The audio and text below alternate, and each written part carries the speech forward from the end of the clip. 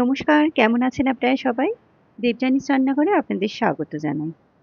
আজকে বানিয়েছিলাম ছানার ডিমের বলকারি। ভাবছেন তো ছানার আবার ডিম কিসের? হ্যাঁ, ছানার ডিম হয় না ঠিকই, কিন্তু ছানাটা যদি ডিমের মতো দেখতে হয়, তাহলে তো বলাই যেতে পারে ছানার ডিম।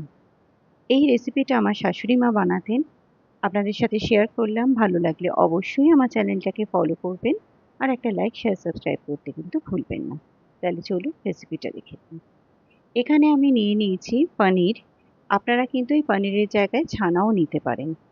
এখানে আমি পনিরটাকে আগে ভালো করে ক্রাশ করে নিচ্ছি। তবে আমার মনে হয় এটা পনিরের থেকে বাড়িতে তৈরি করা ছানা দিয়ে বেশি ভালো হবে। যাই হোক, আমি এখানে পনিরটাকে পুরোপুরি ক্রাশ করে নিয়েছি। এটাকে ভালো করে হাত দিয়ে এভাবে একটু চটকে স্মুথ করে নিচ্ছি।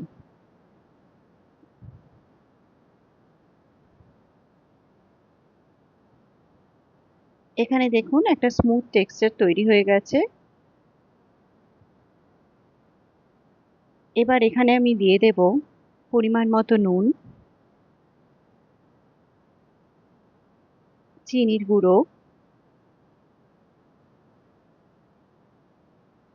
এখানে দিয়ে দিচ্ছি একটু এলাচ গুঁড়ো, গোলমরিচের গুঁড়ো, আর এখানে দিয়ে দিচ্ছি 2 টেবিলস্পুন মতো ময়দা। এটাকে ভালো করে মিশিয়ে নেব। এটা দেখুন খুব ভালো করে মিশে গেছে। এবার এখান থেকে হাফেরও হাফ পোর্শন আমি একটু সাইডে সরিয়ে রাখবো আর বাকিটা একসাথে রাখবো।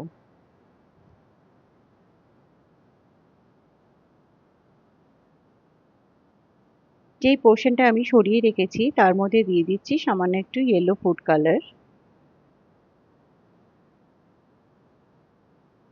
এটাকে ভালো করে মিশিয়ে নেব।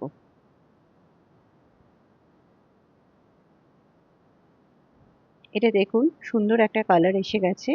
এবার এখান থেকে একটু একটু করে পোর্শন নিয়ে ছোট্ট ছোট্ট বল তৈরি করে নেব।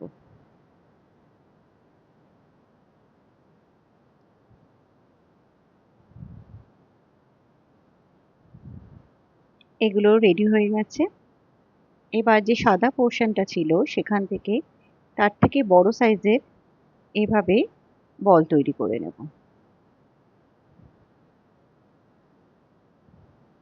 এবার এক একটা বল নিয়ে এভাবে হাত দিয়ে চেপে এভাবে চ্যাপ্টা করে এর মধ্যে একটা করে ছোট বল ঢুকিয়ে দেব এবং খুব হালকা হাতে এটাকে মুখটাকে বন্ধ করে দিতে হবে চারিদিক থেকে এবং আস্তে করে এভাবে চেপে এটাকে একদম গোল একটা বলের শেপ দিয়ে দেব।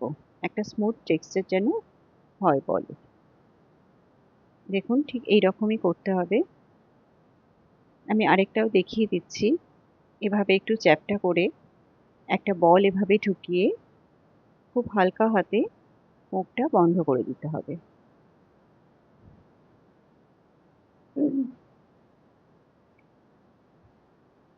এটা দেখুন এভাবে চেপে তারপর এটাকে গোল করে নিতে হবে। সবকটা বল আমি এভাবেই বানিয়ে নেব।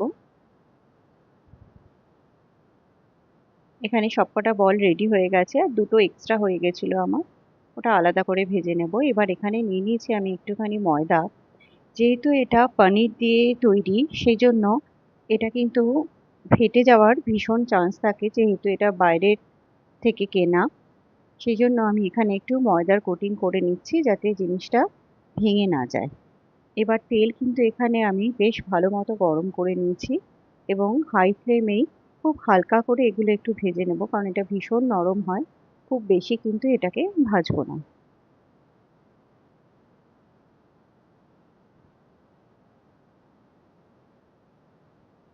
এটা দেখুন একদিক হয়ে গেছে, আরেকটা দিক এভাবে একটু হালকা করে উল্টে দিয়ে এটাকে কিন্তু নামিয়ে নেব। এর থেকে বেশি আর ভাজবো না। এখানে দেখুন সবকটা ভাজা হয়ে গেছে। আমার একটা দুটো এভাবে একটু ফেটে গেছে, তাতে কোনো অসুবিধা নেই যেহেতু এটাকে আমি কেটেই সার্ভ করব। এবার এখানে ফ্রাই প্যানের মধ্যে দিয়ে দিচ্ছি 1 চামচ মতো বাটার। বাটারটা গলে গেলে এখানে দিয়ে দিচ্ছি দারচিনি, বড় এলাচ, ছোট এলাচ। এটাকে একটু হালকা করে ভেজে নেব। এটা ভাজা হয়ে গেলে এখানে দিয়ে দিচ্ছি গোটা জিরে আর দিয়ে দিচ্ছি তেজপাতা। এবার এখানে দিয়ে দিচ্ছি ৮-১০টা মতো কাজু আর দিয়ে দিচ্ছি ২টো কাঁচা লঙ্কা।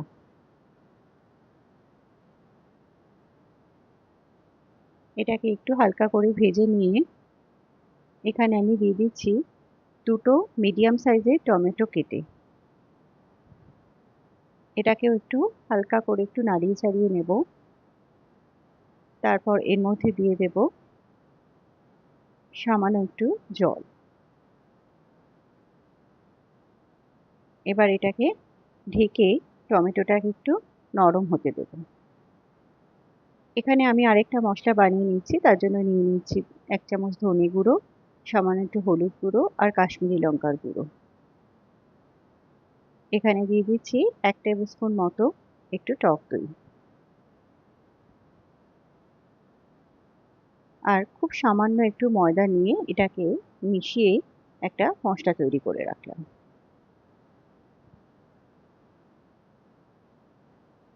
এখানে টমেটোগুলো কিন্তু আমার একদম সেদ্ধ হয়ে গেছে।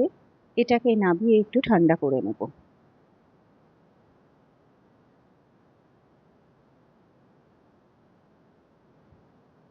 এটা দেখুন ঠান্ডা হয়ে গেছে। তেজপাতাটা সরিয়ে এই সব মশলা একসাথে আমি পেস্ট করে নিয়েছি।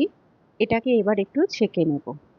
মিক্সিং জারের মধ্যে একটু জল দিয়ে এর মধ্যেই মিশিয়ে দেব।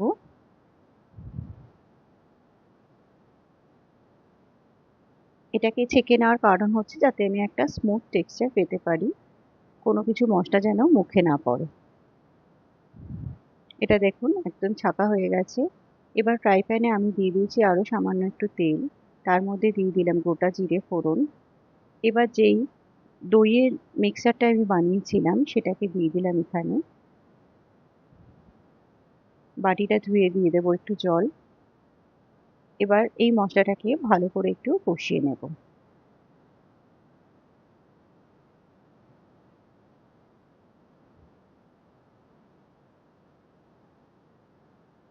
এখানে দেখুন মশলা থেকে তেল ছেড়ে দিয়েছে। এবার যে টমেটোর আর কাজুর পেস্টটা ছিল সেটা আমি দিয়ে দিলাম এখানে। এটা ফুটে উঠেছে। এবার এখানে দিয়ে দিচ্ছি পরিমাণ মতো নুন, দিয়ে দিচ্ছি একটু চিনি আর দিয়ে দিচ্ছি একটু কাশ্মীরি লঙ্কার গুঁড়ো আর দিয়ে দিচ্ছি একটু সামান্য গোলমরিচের গুঁড়ো। এটাকে ভালো করে মিশিয়ে একটু কষতে দেব। আর এখানে আরেকটা জিনিস আমি অ্যাড করছি, সেটা হচ্ছে 2 ড্রপস মতো একটু কেওড়ার জল এখানে দিয়ে দিচ্ছি। এতে না একটা অসম্ভব ভালো স্মেল আসবে। যদিও কেওড়ার জলের কোনো রকম কড়া গন্ধ এখানে হবে না, কিন্তু একটা খুব সুন্দর গন্ধ আসবে এখানে। এখানে মশলা কষে গেছে। আমি আরেকটু পরিমাণ জল দিয়ে দিলাম যতটা কারি আমি রাখতে চাই। এবার এখানে দিয়ে দিচ্ছি একটু কসুরি মেথি হাতে ঘষে আর দিয়ে দিচ্ছি 1/2 টিস্পুন মতো একটু বাটার। এবার এটাকে ভালো করে ফুটিয়ে নিলেই কিন্তু কারিটা একদম রেডি হয়ে যাবে। এই কারিটাকে আমি যেই বাসনে আমি সার্ভ করব সেটার মধ্যে ঢেলে নিচ্ছি।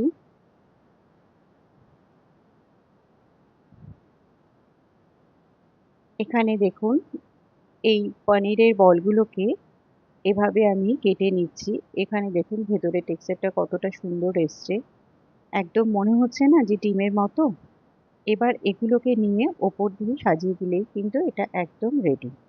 আশা করি আজকের রেসিপিটা ভালো লেগেছে। এরকম নিরামিষ রান্না যদি করে খাওয়ান, যারা খেতে চায় না তারাও কিন্তু খুব ভালো করে খাবে। অবশ্যই একবার বানাবেন।